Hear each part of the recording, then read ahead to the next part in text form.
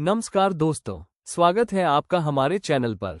आज हम बात करेंगे विप्रो के ताज़ा नतीजों की, यानी Q4 FY25 की अर्निंग्स कॉल पर। क्या विप्रो में गिरावट थमेगी? क्या FY26 में कंपनी की वापसी होगी? CEO श्रीनिवास पलिया और CFO अपर्णा अय्यर ने क्या बड़े खुलासे किए हैं? पूरा एनालिसिस आसान हिंदी में। तो वीडियो को लाइक और चैनल को सब्सक्राइब करना न भूलें। चलिए शुरू करते हैं। सबसे पहले बात करते हैं क्लाइंट प्रोजेक्ट्स की। श्रीनी ने बताया कि कई बड़े क्लाइंट्स अपने प्रोजेक्ट्स पर निर्णय नहीं ले पा रहे थे, क्योंकि दुनिया भर में टैरिफ और आर्थिक अनिश्चितता बनी हुई है। लेकिन अगर आने वाले हफ्तों में माहौल सुधरता है, तो विप्रो को बड़े प्रोजेक्ट्स के फाइनलाइज होने की उम्मीद है। जैसे कि कंज्यूमर सेक्टर में सैप प्रोजेक्ट, जो फिलहाल रुका हुआ है। तो कंपनी पॉजिटिव है कि धीरे धीरे चीजें वापस पटरी पर आएंगी। अब बात करते हैं सबसे बड़े सवाल की। जब विप्रो ने लगातार डील्स जीती हैं, तो रेवेन्यू क्यों नहीं बढ़ा? सीईओ का जवाब, बड़ी डील्स को रैंप अप में समय लगता है। कई जगह प्रोजेक्ट्स में रैंप डाउन हुआ है। डिस्क्रिशनरी खर्च यानी वैकल्पिक प्रोजेक्ट्स पर कंपनियों ने कटौती की है। यानी जीत तो रहे हैं, लेकिन उसका असर तुरंत रेवेन्यू में नहीं दिख रहा। विश्लेषकों ने भी यह चिंता जताई। कैप्को ने बेहतर परफॉर्म किया, लेकिन बाकी बिजनेस खासकर यूरोप में गिरावट रही है। तो साफ है, विप्रो को अभी और तेजी से नए प्रोजेक्ट्स को चालू करना होगा।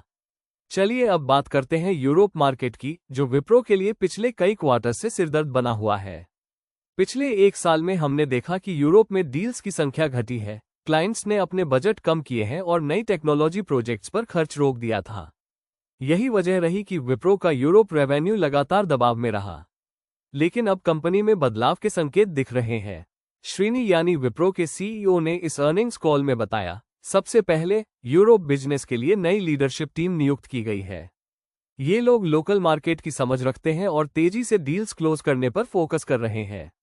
नई टीम की अप्रोच पहले से ज्यादा एग्रेसिव और मार्केट ओरिएंटेड है। दूसरा पॉइंट, डील पाइपलाइन में मजबूती आई है। यानी जितनी प्रोजेक्ट्स पर बात चल रही है, उनकी संख्या और क्वालिटी दोनों में सुधार है। कंपनी ने कुछ बड़े और स्ट्रेटेजिक डील्स भी अपने नाम की है, जैसे कि फेनिक्स स्टील डील, जो एक multi year high value project है। ये डील विप्रो के लिए दो मायनों में महत्वपूर्ण है। पहला, ये यूरोप में उनकी विश्वसनीयता बढ़ाती है, और दूसरा, इससे भविष्य में और डील्स जीतने का रास्ता खुलता है। तीसरा महत्वपूर्ण पॉइंट, हालांकि ये डील्स अभी साइन हो गई हैं, लेकिन इनका रेवेन्यू इम्पैक्ट तुरंत नहीं आएगा।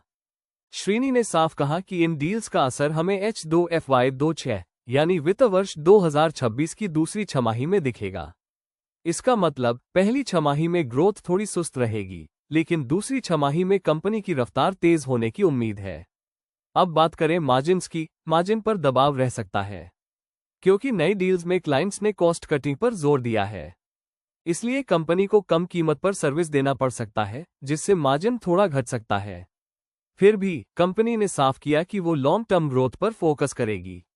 जरूरत पड़े तो कुछ समय के लिए मार्जिन कुर्बान करने को भी तैयार है, ताकि मार्केट शेयर और क्लाइंट बेस बढ़ाया जा सके।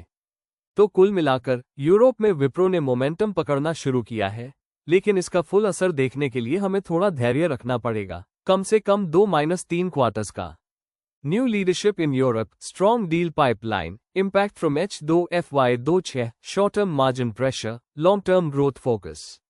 अगर आपको ये वीडियो अच्छा लगा हो, तो एक लाइक जरूर दीजिए। चैनल को सब्सक्राइब करें ताकि ऐसी और इंसाइटफुल स्टॉक एनालिसिस आपको मिलती रहे। नीचे कमेंट में बताइए कि आप विप्रो पर क्या सोचते हैं, खरीदना चाहिए या इंतजार करना चाहिए। अब जब हमने विप्रो की स्थितियों पर गहराई से चर्चा कर ली, तो आइए अब दूसरी प्रमुख भारतीय आईटी दिग्गज इन्फोसिस की बात करते हैं। इन्फोसिस ने हाल ही में अपने Q4 FY25 के नतीजे जारी किए हैं, और उन्होंने FY26 के लिए भी शुरुआती गाइडेंस दिया है। साथ ही यूरोप व अमेरिका में लागू नए टैरिफ पॉलिसी का इनके बिजनेस पर क्या प्रभाव पड़ा, ये सब हम जानेंगे अगले कुछ मिनटों में। आज हम कर रहे हैं इन्फोसिस के लेटेस्ट Q4 FY25 रिजल्ट्स का डिटेल्ड एनालिसिस। जानेंगे कैसे टैरिफ फैसलों ने यूरोप और अमेरिका के क्लाइंट्स को प्रभावित किया। साथ ही सुनेंगे कंपनी का FY26 आउटलुक और भविष्यवाणियां।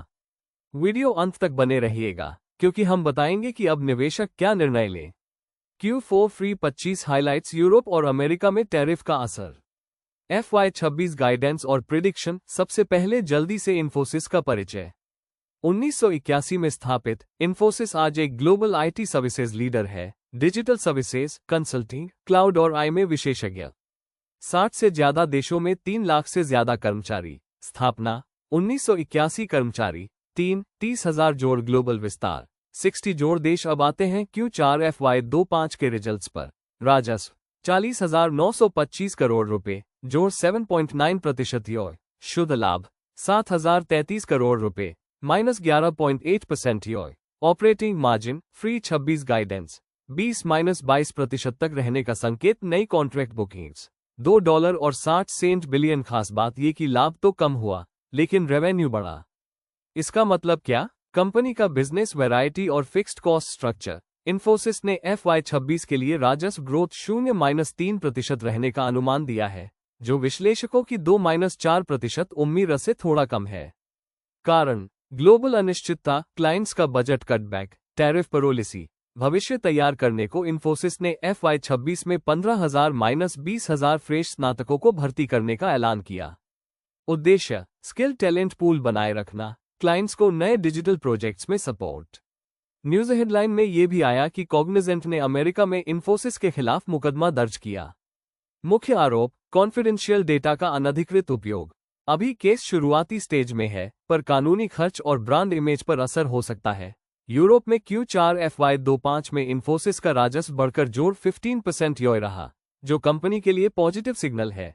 यूरोप रेवेन्यू जोड़ 1.5% योर, लेकिन यूरोपीय यूनियन ने हाल ही में कुछ महत्वपूर्ण टैरिफ एम्बागो और आयात शुल्क बढ़ाए हैं, खासकर हार्डवेयर और चिप्स पर। परिणाम सप्लाई चेन बाधित, क्लाइंट्स ने नए प्रोजेक्ट्स रोक दिए। एक उदाहरण, जर्मनी के एक ऑटोमोटिव क्लाइंट का सैप ट्रांसफॉर्मेशन रोक दिया क्योंकि टैरिफ नीतियों के अनिश्चित असर को लेकर उठे सवाल। इन्फोसिस ने यूरोप में नई लीडरशिप टीम तैनात की, लोकल मार्केट रिलेशंस मजबूत किए और H2 FY26 में रैंप अप का वादा किया। चुनौती मार्जिन प्रेशर, क्योंकि क्लाइंट्स कीमतों पर सख्त। अवसर डिजिटल ट्रांसफॉर्मेशन का लंबी अवधि का demand, new leadership, strong pipeline. H2 FY26 growth. America में Q4 में रेवेन्यू -0.4% योर रहा, जो अमेरिकी मार्केट में थोड़ी कमजोरी दर्शाता है। North America revenue -0.4% your. America ने भी चीनी हार्डवेयर और कुछ IT घटकों पर नए टैरिफ लगाए हैं। प्रभाव क्लाइंट्स ने बड़े डिजिटल प्रोजेक्ट्स पर खर्च रोका और आउटसोर्सिंग कॉन्ट्रैक्ट्स रीनेगोशिएट किए। US tariffs on hardware, project delays और रीनेगोटिएशंस। IT आउटसोर्सिंग कंपनियों को टेंडर कम मिले और जो डील्स मिली उनमें कॉस्ट कटिंग क्लॉजेस के साथ प्राइस प्रेशर। इन्फोसिस ने अमेरिका में फुर्तीली टीम बनाई, क्लाइंट कंसल्टिंग सर्विसेज बढ़ाई और बेंच मैनेजमेंट को टाइट किया। दुनिया की GDP ग्रोथ 3-3.5% के आसपास है। टेक सेक्टर में क्लाउड और आई का इंक्रीज डिमांड। इन्फोसिस ने FY26 रेवेन्यू ग्रोथ 0-3% और ऑपरेटिंग मार्जिन 20-22% रहने का संकेत दिया है। अगर कंपनी आई, क्लाउड, साइबर सिक्योरिटी पर अपनी इन्वेस्टमेंट तेज रखे, तो अगले 2-3 साल में रेवेन्यू CAGR 8-10% तक जा सकती है, जो बड़ी रिस्क है।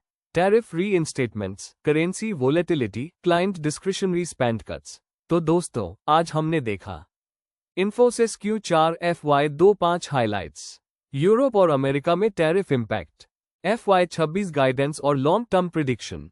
निवेशक के लिए टिप्स, यदि आप लॉन्ग टर्म होल्डर है तो AI, क्लाउड फोकस से भरोसा रखें। अगर शॉर्ट टर्म ट्रेडर है तो Q1 FY26 तक धैर्य रखें। अब आपकी बारी, कमेंट करें, क्या आप इन्फोसिस में निवेश करेंगे? क्यों या क्यों नहीं? वीडियो पसंद आया हो तो लाइक करें, चैनल को सब्सक्राइब करें और बेल आइकन दबाएं। मिलते हैं अगली वीडियो में। धन्यवाद।